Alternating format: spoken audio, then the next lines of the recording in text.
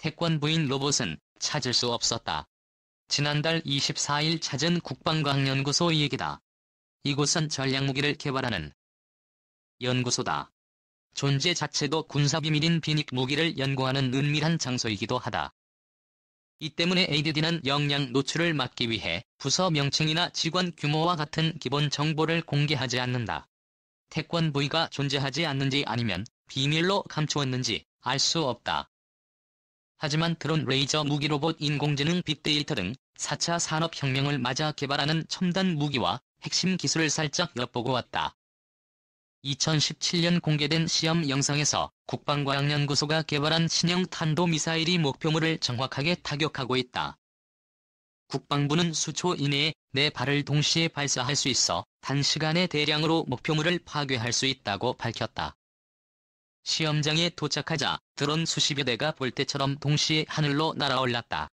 2018년 평창 겨울올림픽에서 오륜기 등을 만들었던 군집들은 비행에 기억났다. 하지만 이날 비행한 드론은 평범하지 않다. 미래 전장에서 정찰, 정밀 타격 등 다양한 임무를 맡을 군사용 드론이다. 드론은 미래전 도심 작전에서 보병 부대를 지원한다. 빌딩 숲 사이로 비행하면서 적이 숨어있는지 살펴본다. 장착한 무기로 공격하거나 목표 지점으로 날아가 자폭하는 공격도 가능하다. 크기가 작아 레이더 탐지가 어려워 촘촘하게 쌓여있는 방공망을 뚫고 들어가 적방공망을 파괴하는 임무도 기대할 수 있다. 국방과학연구소 실험에서 드론 수십 대가 동시에 비행하고 있다. 군사용 드론은 정찰과 공격 등 다양한 임무 수행이 가능하다. 지난해 개봉작 엔젤 해제 훈련에서 미국 대통령을 향해 수십 대의 드론이 날아가 자폭하는 공격을 생각하면 된다. 이날 수십 대의 검은 드론이 기자 머리 위에서 지상으로 떨어질 때 움찔했던 기억이 생생하다. 이 점은 책임연구원은 선진국과 비교해 거의 유사한 기술 수준에 도달했다며 제한된 임무라면 현재도 바로 투입할 수 있다고 말했다. 건물의 측량과 조난자 탐지 등 민간 분야에서도 활용할 수 있다. 컴퓨터 게임 하듯 손쉽게 다룰 수 있다. LED에서 개발한 군집들로는 분산 제어 기술을 적용해 335 짝을 지어 임무를 내리기도 했고 개별 드론의 독립적인 임무도 줬다.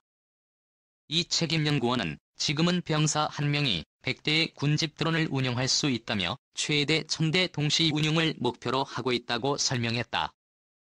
EDD에서 개발한 지역에서는 드론 상호 통신도 가능해 드론 스스로 실시간 위치를 확인해 충돌을 방지한다. 국방과학연구소 충남 서산항공시험장에서 강설 및 결빙에 따른 항공기 성능 시험을 하고 있다. 연구소는 6개 시험장과 69개 전문 연구 실험실 보유하고 있다. 소대장 드론을 임명해 배터리도 절감한다. 드론이 지상으로 데이터를 주고받을 때 배터리 소모가 많이 늘어난다. LED는 소대장 드론을 지정해 주변 드론의 정보를 모아 한 번에 지상으로 보내는 기술을 적용했다.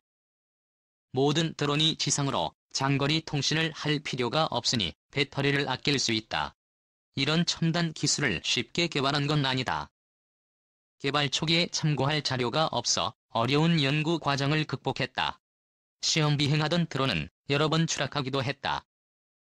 이 책임연구원은 드론이 추락해 산으로 드론을 찾으러 갔는데 추락 지점에서 영지버섯 군락을 찾기도 했다며 웃었다. 국방과학연구소는 비행하는 드론을 레이저로 요격해 관련 기술 개발을 입증했다. 레이저 요격 기술은 로켓이나 미, 사일 등 다양한 대공 방어 기술로 확대될 수 있다. 창이 있으면 방패도 있다. LED에선 날아가는 드론을 떨어뜨리는 기술도 개발한다. 박병서 수석연구원은 원하는 지점에 강력한 레이저를 정확하게 쏴 표적을 무력화하는 무기라면서 수킬로미터 이내에 접근하는 적성 드론, 고정익 무인기, 멀티콥터 등을 수초 이내에 격추할 수 있다고 소개했다. 서울과 같은 인구 밀집 지역에서는 레이저를 사용하면 5발에 따른 부수적인 피해를 줄일 수 있다. LED에선 이미 핵심 기술 개발에 성공했고 실용화를 앞두고 있다. 박수성 연구원은 소형 드론이나 2014년에 발견됐던 북한 무인기 정도라면 여러 번의 실험으로 격추할 수 있다는 걸 증명했다고 말했다. 연구 시제품은 올해 1월 국방부 업무보고에 참석한 문재인 대통령 앞에서 처음 선보이기도 했다. 미국 로키드 마틴에서 시험한 레이저 대공무기. 1km 거리에서 날아가는 로켓을 레이저를 쏘아 요격하고 있다. 레이저 무기는 빠른 속도로 날아가는 포탄 로켓탄 유도 무기도 요격할 수 있다. 박수성 연구원은 표적의 취약 부위에 레이저를 쏘아 내부 화약에 불이 붙어서 자체적으로 터지는 원리라고 설명했다. 한국에서도 개발할 수 있을까? 박수성 연구원은 선진국과 유사한 기술 수준에 도달해 충분히 가능하며 내년쯤 날아가는 미사일을 군 당국은 2014년에는 소형 무인기 및 드론을 방어하는 레이저 대공무기를 실전에 배치한다는 계획이다.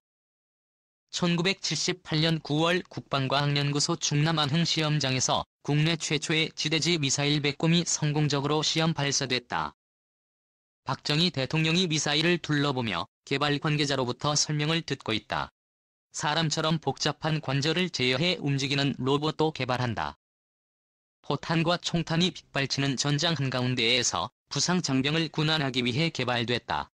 군안 로봇은 최대 2km 범위 안에서 무선 원격 조작이 가능하다.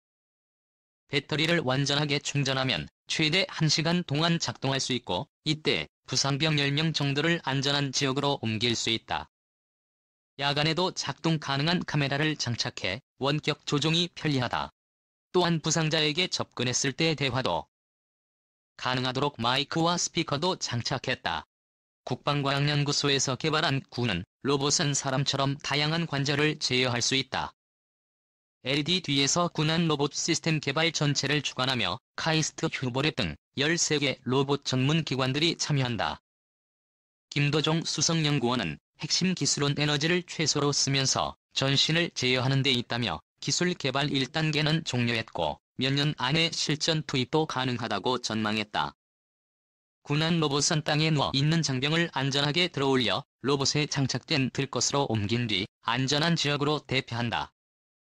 난 로봇은 민간 분야에서도 폭넓게 활용할 수 있다. 김수성 연구원은 화생방 오염 지역과 재난 환경에서도 유용하게 사용할 수 있다고 했다. 최근 신종 코로나 바이러스 감염증이 퍼져 의료진 감염도 늘었다. 군안 로봇이 현장에 투입되면 감염 확산 지역에서 환자 후송 임무를 맡을 수 있다. 2017년 6월 안흥 시험장에서 신형 탄도미사일 시험을 참관하는 문재인 대통령의 드디의 역할은 국가 안보가 위협받는 순간에 빛을 낸다.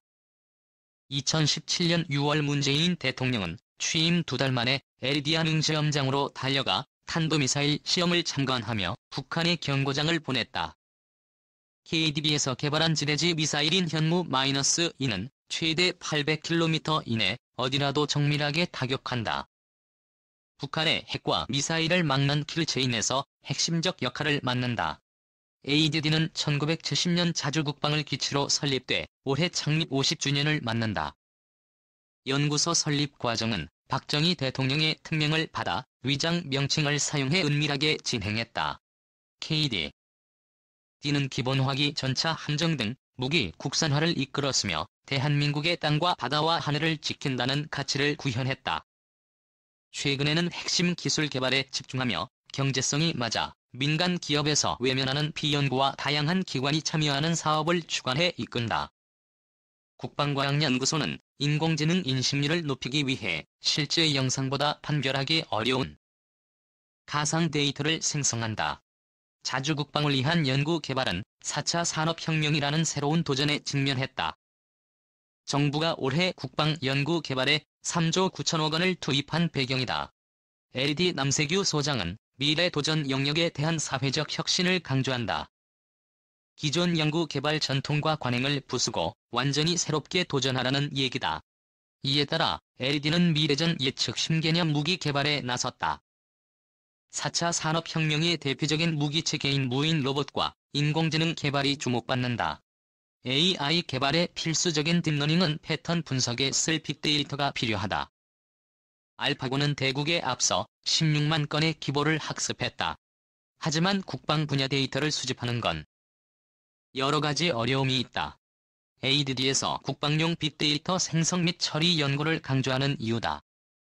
국방과학연구소가 개발한 빅데이터 기술은 고화질 영상 1000개를 동시에 처리해 특정 시간과 장소에서 어떤 움직임이 있는지를 분석할 수 있다. 인공지능이 전차를 인식하려면 수많은 전차 영상을 학습해야 한다. 일반적인 인공지능 학습은 실제의 영상만 활용한다. 이렇게 개발된 인공지능은 학습하지 않았던 중동의 사막과 같은 낯선 지역에서는 전차를 알아보지 못한다. ADD는 가상 데이터를 만든다. 전차도 색을 다양한 문양과 색으로 바꿔보기도 하고 관찰 시점을 다양하게 하거나 사람이나 기둥으로 전차를 가려보기도 한다. 실전에 투입된 인공지능이 오류 없이 작동하려면 이런 고난도 응용 데이터 학습이 필요하다. 이런 기술은 국방 분야에 바로 적용할 수 있다. ADD에서 개발한 데이터 처리 기술은 1000개 이상의 고화질 영상을 통합 처리할 수 있다. 군인이나 무기 등 다양한 표적이 언제 어디서 무엇을 하는지 감시하거나 추적할 수 있다. ADD에는 국내외에서 우수한 역량을 갖춘 연구원이 모여있다. 이들은 국가안보에 기여하겠다는 사명감을 안고 입소했다며 자주 국방에 기여한다는 자부심으로 연구한다고 입을 모은다. 자주 국방의 초석은 보이지 않는 헌신 덕분에 쌓을 수 있다.